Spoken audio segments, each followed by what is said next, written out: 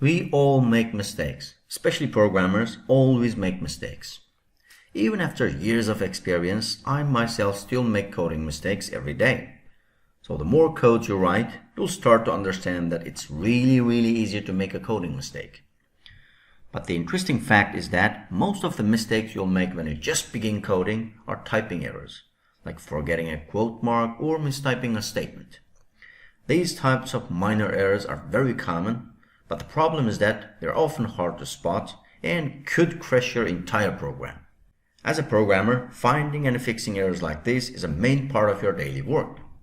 But the good news is that browsers have tools that can help us to find those mistakes. So we just need to know how to use that tool and find a way to fix those errors in our programs.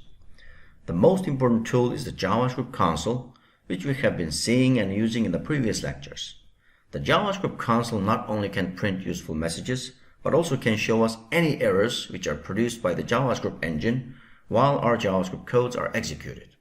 In this lecture, I'll teach you how to find and fix errors in your JavaScript program. And this process is called debugging in programming. Let's make a few mistakes on purpose and then walk through the fixes together using JavaScript console. To code along with me, first download the course folder from the link in the description below, unzip it and open it with your favorite code editor. Here I'm using Visual Studio Code. From the course folder, open the exercise folder called Debugging using JavaScript console. And then open the index.html file using Google Chrome. As you can see here, I also linked the demo.js file to this index.html file.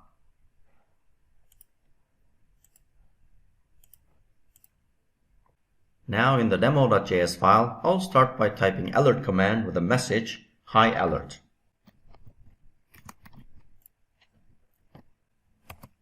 Next, console.log with the message "Hi console."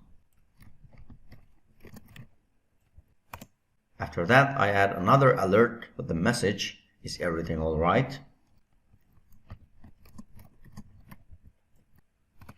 And finally, type document.write with an HTML markup.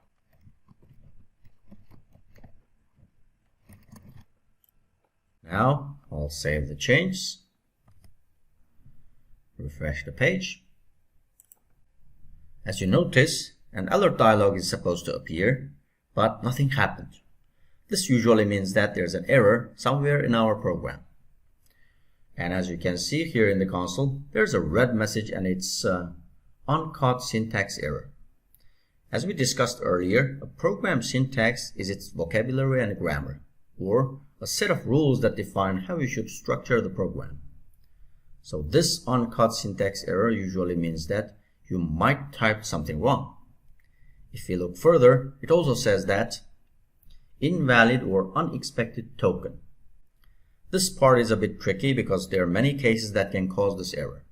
But if you look on the right side of the console, it's also saying demo.js:1. This means that the error is in the demo.js file on line number 1, where we have written the alert command. Now we need to double check the alert command on line 1. Do you remember how alert statement is written from our previous lecture? In alert statement, you need to place the message inside the quotation marks. As you can see here, at the end of the alert message, the closing quotation mark is missing. So I'll just add it. Save the change. Refresh the page. There should be an alert dialog first, and then a message in the console, but instead, we have an error message saying that uncaught syntax error. Missing clothing parentheses after argument list. Again, this usually means that you have a typo in your code. As you can see from the right, this time on line 2. If you remember from the previous lecture, console.log statement requires an opening and closing parentheses. But apparently, the closing parenthesis is missing. I'll just add it.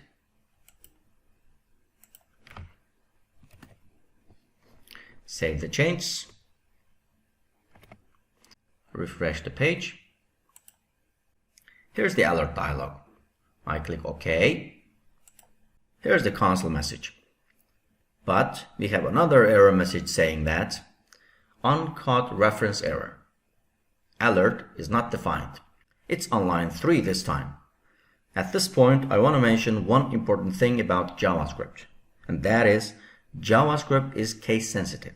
This means that capitalization matters.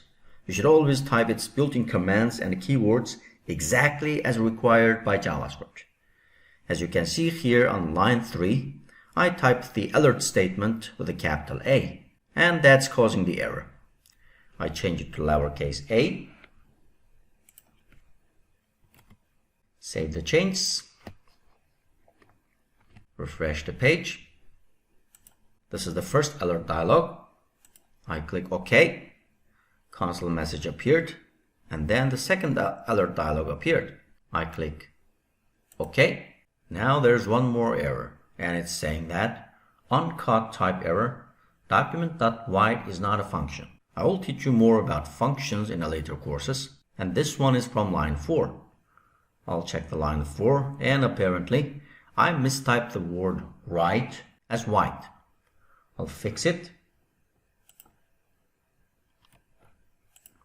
Save the changes, refresh the page, click OK, click OK again, and here's the markup we wrote to the document. Now, there's one thing I want to mention is that when there are many syntax errors in the console from one JavaScript file, the console only shows you the first one. After the first one is fixed, then the console will show you the next one. This will continue until there will be no errors. Even though making coding mistakes is normal and can often be a good thing because you can learn a lot from your mistakes, especially while learning, but it is still overwhelming. The reason here is that this was a simple program with just 4 lines of codes. But when you have a bigger program that's hundreds of lines of codes, then you'll be glad that the console can point you to the exact line where the error is. But another good news is, as you become more familiar with the rules and the syntax of the language, you'll get better at avoiding and spotting errors.